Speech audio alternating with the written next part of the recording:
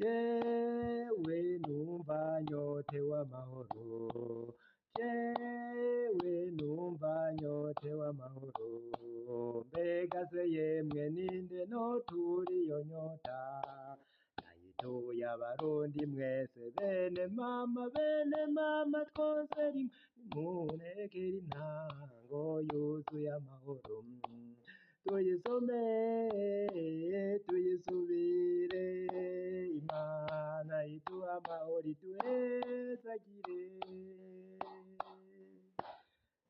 Murakoze.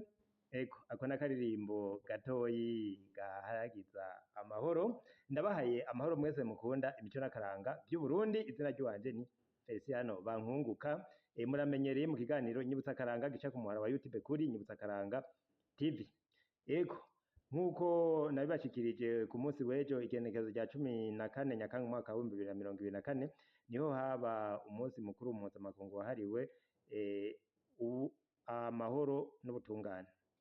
Yari isabukuru igira ndwi yahariwe amahoro n'ubutungane, ikaba yahimbajwe muri Ekereziya Gatolika ku rwego rwa Diocese Rutana, ikaba yabereye mu Rutana.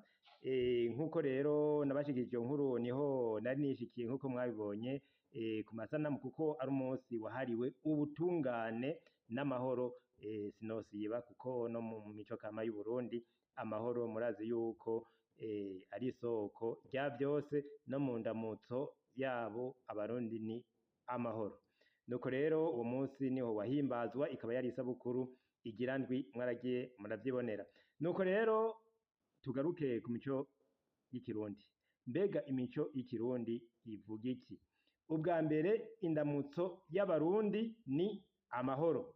Umurundi muhuye umubwira ati amahoro, nawe ati amahoro. Iyo ni indamutso ubwirizwa guha uwo ari we wese, yaba mukuru yaba muto, kandi umwanya uwo ari wo wose. Amahoro ntacagura ngo ni mu gitondo, ngo ni ku mutaga, canke ngo ni mw'ijoro, aho muriye hose n'amahoro.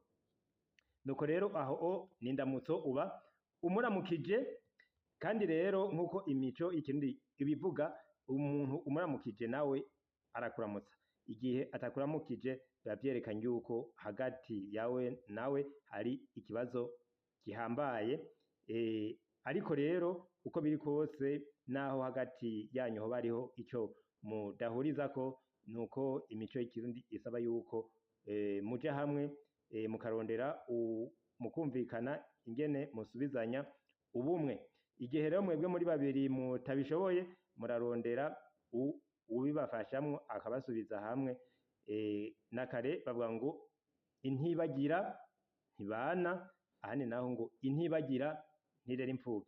Nuko rero abarundi barondeye imico yo kugira ngo bashobore guhuza abantu bakirabana. Kandi rero naho vyoba bimeze gutyo, umuntu umuramukije hariho vyo mutaratunganya, birasabwa yuko umuramutsa, kuko bwakeye ntibubuza ukwanga. Uko niko babigize. Amahoro turabe mu mico kama y'ikirundi rero ahavugwa amahoro. Mbega amahoro avugwa gute? Ubwa mbere twabonye yuko indamutso y'abarundi n'amahoro. Urumva ko amahoro bayasize mu buzima bwabo bwimbitse rwose, ku buryo aho umuntu wese aho muhuriye umwanya uwo ari wo wose ari kumuha amahoro, ukamuha ituze agatekana. Imyibutsa nayo baravuga ngo turibuka bavuga ngo ahari amahoro umuhoro uramo. Ahari amahoro umuhoro uramo.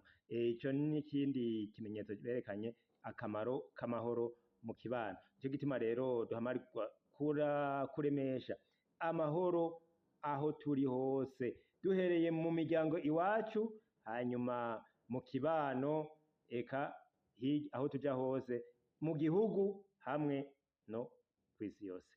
Tugaruke rero babandanya mu mico kama y'ikirundi. Twabonye indamutso y'abarundi n'amahoro, hanyuma twabonye imyibutsa bavugamwo amahoro. Hanyuma turabe mu mazina bita abana. Abarundi rero barahaye amazina abana babo bafatiye kuri ayo mahoro. Izina rya mbere ni Nduwamahoro. Umuntu akiyita izina umwana wiwe Nduwamahoro, guca wumva yuko uwo muntu muri we yama yumva amahoro, akumva ko yoyaha abari bose, kuko uwo muntu yarayihebeye. n'uw'amahoro, ntiyumva yuko ashobora kugirira nabi mugenzi we, kuko uwo muntu yari yihaye amahoro. Amahoro nayo agirira neza bose, kuko ahari amahoro abantu baratekana, bama ituze. Yego, irindi zina rigira kabiri ni Kanyamahoro. Kanyamahoro ni hamwe kwa Nduwamahoro, ni kuvuga uwo muntu nawe nyene ni uw'amahoro, yihaye amahoro, yarayiyeguriye, ni ukuvuga ko ariyo azokwama ariko arahanira kandi akayakurikirana. Hanyuma irindi zina ni Nsabamahoro. Nsabamahoro, murumva yuko mw'ijambo Nsabamahoro harimwo ijambo amahoro, ni ukuvuga uwo muntu ariko arerekana yuko mu kibano ciwe hari abo baba bagomba kutamugirira neza, ariko kumva yuko akwiye kugira amahoro na bagenzi biwe, niyo avuga ati Nsabamahoro. Ego, irindi zina ni Mahoro. Ego, hari abantu abarundi bitwa ba Mahoro, urumva ni irindi zina bafashe amahoro baca bayitirira umuntu, baba bifuza yuko uwo mwana azokura ari umuntu w'amahoro, afise amahoro akayaha abandi.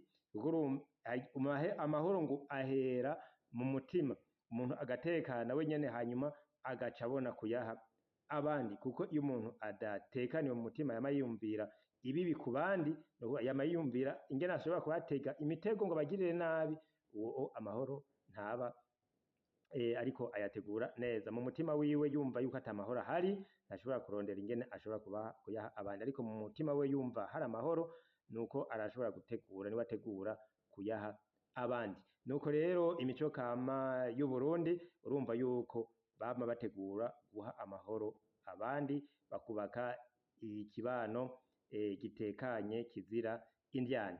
Nuko iruhande y'imico kama y'Uburundi haraje ugusenga abarundi batari bamenyereye, kuko abarundi ubwa mbere basenga Imana baciye ku mwami Kiranga, kandi Kiranga nawe abantu iyo batase ntihabe hakira amahoro hagati yabo, hariho umugirwa wa Kiranga wo kubasubiza hamwe. Kiranga mu vyo yarajejwe harimo no kunywanisha abantu kugira ngo mu kibano hagume hari amahoro. Uwo mugirwa rero nawe tuzobategura ubabwire ingene wagenda. Ubu rero mu nyuma haba gusenga Imana, dusoma ibitabu Bibiliya, ijambo ryavuye mu Gifaransa Bible, mu Kirundi bacavuga ngo ni Bibiliya.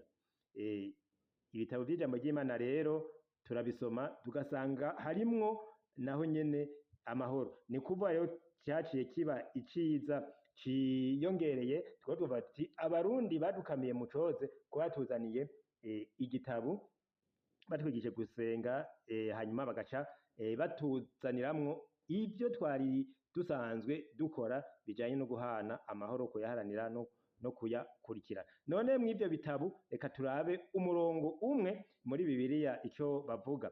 Ego, ababifise muzingurure muri Matayo ikigabane ca 5 umurongo w'9, havuga hati hahiriwe abaremesha amahoro, kuko aribo bazokwitwa abana b'Imana. Muca mwibuka rero n'umuririmbyi yarondeye akaririmbo afatiye ngaha, hahiriwe abaremesha amahoro, hahiriwe abaremesha urukundo.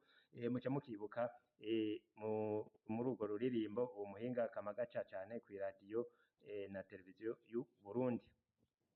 Nuko rero uwo munsi ukuntu wagenze mu Rutana, igihe c'isaha 3 ku nteguro hari hatekanijwe urugendo ruva ku Birongozi naho muri komine Rutana nyene, abantu bagagira urugendo bagenda baririmba uturimbo dutandukanye harimo utwo kuremesha amahoro, bava ku Birongozi. Mwarabibonye urwo rugendo ingene rwagenze naruberetse, hanyuma barabandanya barashika kw'isengero nkuru ya Katolika yaho mu Rutana, hanyuma rero niho bahavuye bagira n'inkuka ya misa.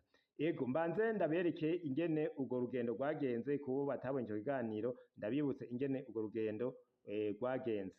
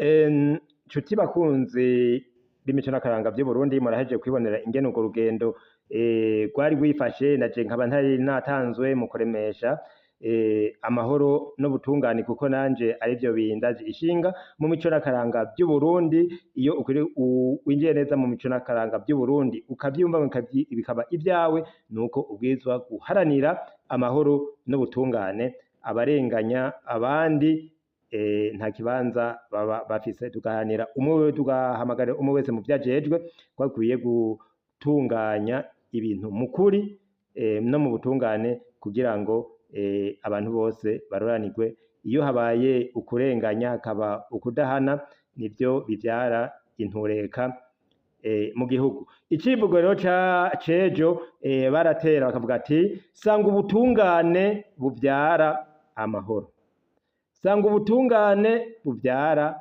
amahoro.